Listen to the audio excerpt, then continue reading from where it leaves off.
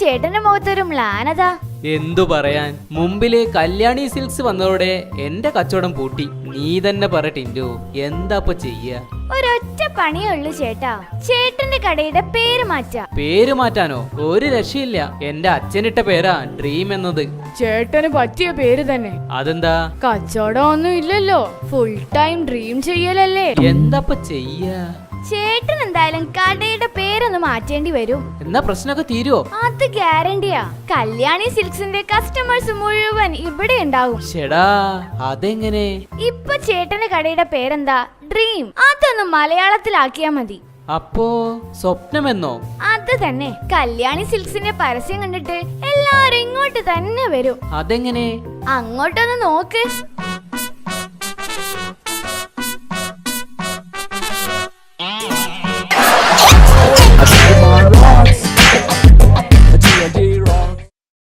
എപ്പോൾ സമരപരിപാടികൾ ആരംഭിക്കും? ഇപ്പോൾ ഇങ്ങനെ പോയ ടിൻഡുവിന്റെ കാര്യം പോക്ക. അവനെ വിളിച്ചൊന്ന് ഉപദേശിക്ക്. എപ്പ നോക്കിയാലും ടിവിന്റെ മുന്നിലാ. അതിന് ഞാനില്ലേ ഇവിടെ. നിങ്ങൾ ഓഫാക്കിയാ പിന്നെ അവന്റെ നായാട്ടാ. ആഹാ, ഏത് നേരം നോക്കിയാലും ഗുസ്തിയും കണ്ടിരിക്കും. ടിൻഡു ഇങ്ങോട്ട് വാ. അമ്മ പറഞ്ഞു നീ ഏതു നേരം TV കാണലാണെന്ന്. ശരിയാണോ? ഏയ്, ഞാനോ? ആ സമയത്ത് നിനക്ക് വല്ല GK പുസ്തകം എടുത്ത് വായിച്ചൂടെ? എനിക്ക് നല്ല GK-യാ. എന്നാ ഞാനൊന്ന് ടെസ്റ്റ് ചെയ്യട്ടെ. Okay, shoot. ആരാ എവറസ്റ്റിനെ കീഴടക്കിയത്? പറ. അണ്ടർടേക്കർ. അതാരാ? കഷ്ടം, അച്ഛന് അണ്ടർടേക്കർ അറിയില്ലേ? WWF ഗുസ്തിക്കാരനാ. എടാ, എവറസ്റ്റ് ഗുസ്തിക്കാരനല്ല, കൊടുമുടിയാ, കൊടുമുടി. ഓ, എവറസ്റ്റ്. അത് 11 പേര് ചേർന്നാ കീഴടക്കിയത്. 11 പേരോ? ഒരു സായിപ്പും 10 ഇന്ത്യക്കാരും ചേർന്നാ, അതും സർദാർജിമാര്. വിഡിത്തം പറയാതടാ. ഹില്ലാരിയും ടെൻസിങ്ങുമാണ് എവറസ്റ്റ് കീഴടക്കിയത്. അത് തന്നെ, 10 സിംഗുമാരും ഒരു സായിപ്പും.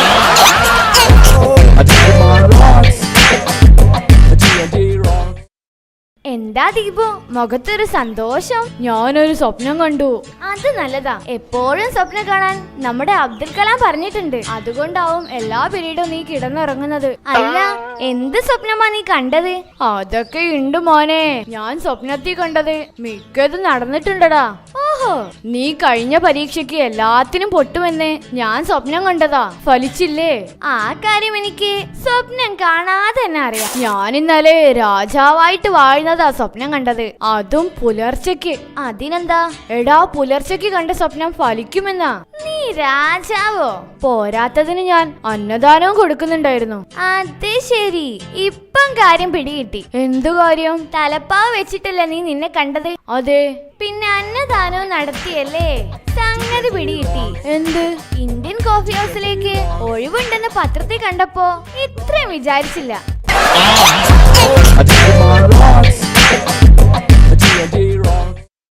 അല്ല, ഈ മേനോൻ ഡോക്ടർ വീട് എവിടെയാ? മേനോൻ ഡോക്ടറോ? അതാരാ?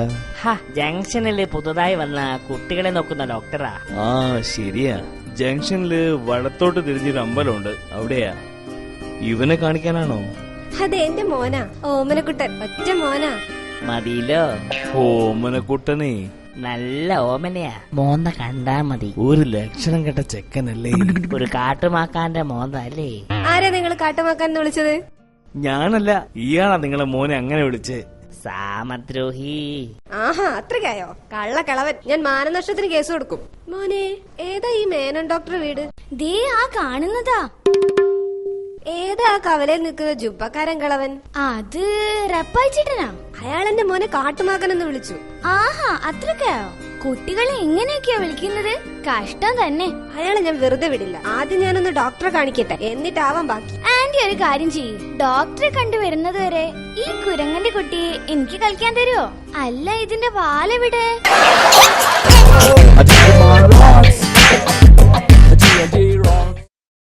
എന്റെ ഡിൻഡു, എനിക്കിപ്പോ വീട്ടിലേക്ക് പോവാൻ തന്നെ തോന്നുന്നില്ല. എന്തു പറ്റിയടാ? അവിടെ അമ്മമ്മ താമസിക്കാൻ വന്നിട്ടുണ്ട് 2 മാസം. അത് നല്ല കാര്യമല്ലേ? നല്ല നല്ല കഥയൊക്കെ പറഞ്ഞു തരുമല്ലോ. അവര് തന്നെ ഒരു കഥയില്ലാത്ത സ്ത്രീയാ. എടാ, സ്വന്തം അമ്മമ്മയല്ലേ, അങ്ങനെയൊന്നും പറയാതെ. നിനക്ക് അറിഞ്ഞൂടാത്തത് കൊണ്ടാ. അവരുടെ കിടപ്പ് ഇപ്പൊ എന്റെ മുറിയിലാ, ഞാൻ സോഫയിലും. രാത്രി കുടിക്കാൻ കിട്ടുന്ന ഒരു ഗ്ലാസ് പാല് ഇപ്പൊ അവരാ വിഴുങ്ങുന്നത്. അതേതായാലും മോശം തന്നെ. ഹലോ, എന്താ അമ്മേ? എന്റെ അമ്മോ, എടാ അമ്മമ്മ ബൈക്കിൽ ഒഴിക്കാൻ വെച്ച പെട്രോൾ എടുത്ത് കുടിച്ചു. എന്നിട്ട് ഇപ്പൊ വീടിന് ചുറ്റും ഓടുകയാണത്രേ. എത്ര ലിറ്റർ കുടിച്ചു വന്നറിയോ? 1 ലിറ്റർ കുടിച്ചു പോലും. എന്നാ പ്രശ്നമില്ല. അതെന്താ? പഴയ എഞ്ചിൻ അല്ലടാ, മൈലേജ് കുറവായതിനാൽ വൈകാതെ നിന്നോളൂ.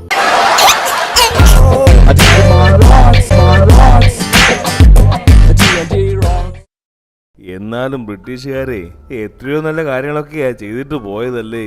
അങ്ങനെയൊന്നും പറയാതെ. എത്ര ബുദ്ധിമുട്ടിയാ ഗാന്ധിജിയും കൂട്ടുകാരും നമുക്കൊരു സ്വാതന്ത്ര്യം മേടിച്ചു തന്നെ. എന്തോന്ന് സ്വാതന്ത്ര്യം? അതിനുശേഷം കള രാഷ്ട്രീയക്കാര് നാട് മുഴുവൻ കട്ടുമുടിച്ചില്ലേ. അല്ല അങ്കിള് ബ്രിട്ടീഷുകാരുടെ സൈഡാണോ? അതല്ല, ബ്രിട്ടീഷുകാരല്ലേ ഇവിടെ റെയിൽവേ കൊണ്ടുവന്നത്. പിന്നെ ടെലിഫോണ്, ടെലിഗ്രാഫ്, എല്ലാ വികസനവും അവർ തന്നെ കൊണ്ടുവന്നതാ.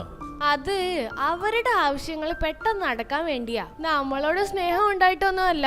എന്തായാലും ബ്രിട്ടീഷുകാർ എന്നോട് വലിയൊരു ചതി കാണിച്ചു. അത് ഞാൻ പൊറുക്കത്തില്ല. ബ്രിട്ടീഷുകാർ നിന്നോട് എന്ത് കാണിച്ചെന്നാ? അവരിവിടെ നിന്ന് പോകുമ്പോ വേറൊരു സാധനം ഇവിടെ ഇട്ടിട്ടാ പോയത്. അത് കാരണം എല്ലാ കൊല്ലവും എനിക്ക് കിട്ടുന്നതേ മൊട്ടയാ, മൊട്ട. എന്താ അവരിവിടെ ഇട്ടിട്ട് പോയത്? അത് മനസ്സിലായില്ല. അവരുടെ പണ്ടാര ഭാഷ തന്നെ ഇംഗ്ലീഷ്.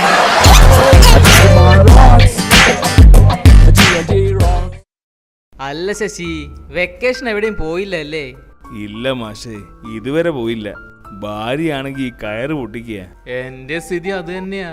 ഫാമിലിയുമായി ഒന്ന് പുറത്തു പോയി വരണമെങ്കിലേ ₹20 എന്തായാലും പൊട്ടും. പോരാത്തതിന് ടിൻഡുവിന് വെക്കേഷൻ ക്ലാസ് ഉണ്ടേ. ആഹാ, എന്തിനത്?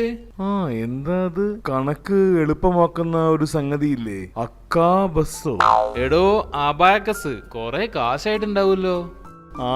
1200 രൂപ അഡ്മിഷൻ ഫീസ്, പിന്നെ മാസം തോറും 500 രൂപ കൊടുക്കണം. എന്തിനാടോ അതിനൊക്കെ പറഞ്ഞേക്കുന്നേ? അടുത്ത കൊല്ലം ഞാനാ ടിൻഡുവിന്റെ കണക്ക് മാഷ്. പിന്നെന്താ? അതാണ് എന്റെയും പേടി. കമ്പ്യൂട്ടറിന്റെ കാര്യം പറഞ്ഞപ്പോഴാ ഈ ലോകത്തിലെ 1-ാം നമ്പർ കോടീശ്വരൻ കമ്പ്യൂട്ടറുമായി ബന്ധപ്പെട്ട ഏതൊരാളല്ലേ? Bill Gates. അതാണ് പുള്ളിയുടെ പേര്. ലോക പ്രശസ്തമായ വിൻഡോസ് പുള്ളിയാണ് നിർമ്മിച്ചത്. ആ വിൻഡോസ് ആണ് ലോകത്തിലാകമാനം ഉപയോഗിക്കുന്നത്. എനിക്ക് എന്തോ ഇത് കേട്ടിട്ട് പുള്ളിയോട് അത്ര മതിപ്പൊന്നും തോന്നുന്നില്ല കേട്ടോ. അതെന്താടാ? പുള്ളിയുടെ പേരെന്താ? Bill Gates. തറവാട് പേര് ഗേറ്റ്സ് എന്നാ. എന്നിട്ട് എന്തിനാ പുള്ളി ചെറിയ വിൻഡോസ് വിറ്റ് നടക്കുന്നേ? ഗേറ്റ്സ് ഉണ്ടാക്കി വിട്ടൂടെ?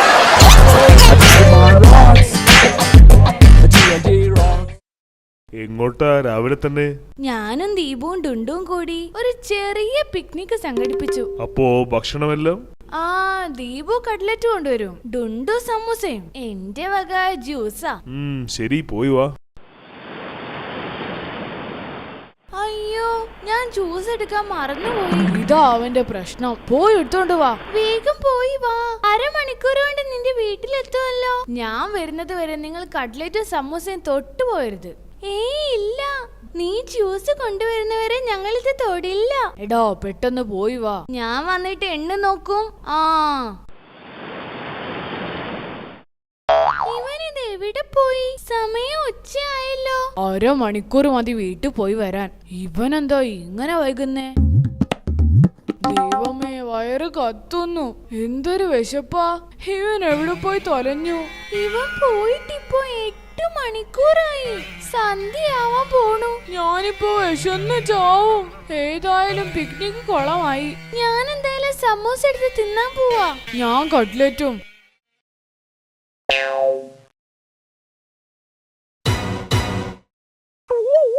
നീ എന്തെടുക്കാടാ അവിടെ? ഞങ്ങൾ എത്ര നേരമായി കാത്തിരിക്കുന്നു. ഇതാണല്ലടാ വിശ്വാസം. ഞാൻ ഇത്രയും നേരം ഇവിടെ ഒളിച്ചിരിക്കുകയായിരുന്നു. നിങ്ങൾ ഞാനില്ലാതെ ഭക്ഷണം കഴിക്കുമോന്ന് നോക്കുകയായിരുന്നു. ഇനി ജ്യൂസ് കൊണ്ടു തരുന്ന പ്രശ്നം.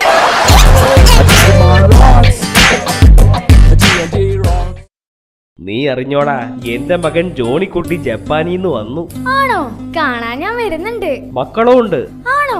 എന്തൊക്കെയാ പേര്? നാക്കിമൂട്ടോ, പിന്നെ യാക്കസാക്കി. നല്ല ഐശ്വര്യമുള്ള പേര് തന്നെ. അവന്റെ ഭാര്യ ജപ്പാൻകാരിയല്ലേടാ, അവളുടെ പേര് വാക്കസാക്കി എന്നാ. കാവസാക്കി എന്ന് കേട്ടിട്ടുണ്ട്. അതവന്റെ അളിയൻ. അത് ശരി. കൊള്ളാലോ. ഞാനും പോകുന്നുണ്ട് ജപ്പാനിലേക്ക്. ചേട്ടൻ പണ്ടേ ആള് ജപ്പാനല്ലേ? ഒന്ന് പോടാ, എന്നെ കാണാൻ കാത്തു നിൽക്കുകയാ ജപ്പാൻകാര്. 2 ദുരിതങ്ങൾ അവർ അതിജീവിച്ചതാ, മൂന്നാമതൊരെണ്ണം കൂടി വേണോ? അവന്റെ ഒരു തമാശ. നീ ഉദ്ദേശിച്ചത് ഹിരോഷിമയും നാഗസാക്കിയും അല്ലേ? അത് തന്നെ. എന്നാലും ഈ ജപ്പാൻകാരുടെ ഒരു കാര്യം എന്താണടാ? സാധാരണ നമ്മൾ മരിച്ചാൽ എന്താ ചെയ്യാ? കുഴിച്ചിടും, ചിലര് ദഹിപ്പിക്കും. ഓരോരോ ജാതിയില് ഓരോരോ രീതികള്. പക്ഷെ ജപ്പാൻകാര് മരിച്ചാൽ എങ്ങനെയാണെന്നറിയോ? എങ്ങനാടാ? അവരെ അന്തരീക്ഷത്തിലാ സംസ്കരിക്കുന്നത്. അന്തരീക്ഷത്തിൽ എങ്ങനാടാ വിഡ്ഢി സംസ്കരിക്കുന്നേ? എന്റെ ചേട്ടാ, ഞാൻ ഇന്നലെ ഹിസ്റ്ററി ചാനൽ വെച്ചപ്പോ കേട്ടതാ. ഹിരോഷിമയിൽ മരിച്ച രക്തസാക്ഷികളുടെ മൃതദേഹങ്ങൾ ശോകമുഖമായ അന്തരീക്ഷത്തിൽ സംസ്കരിച്ചു.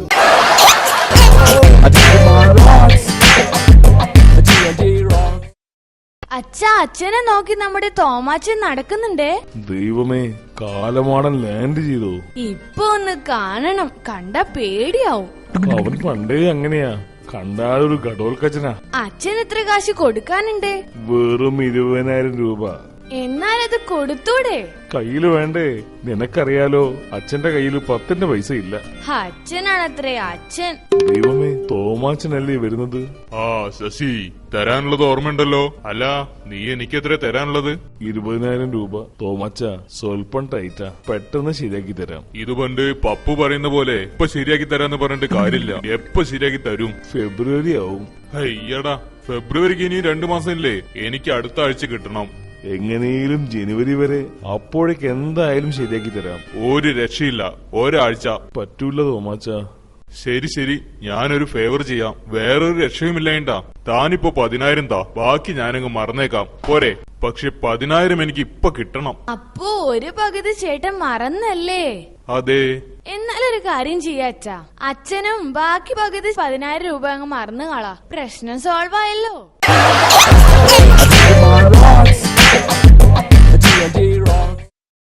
എടാ നോക്കിക്കേ, ഞാൻ വലുതാകുമ്പോ എന്തായാലും IPS ആവും.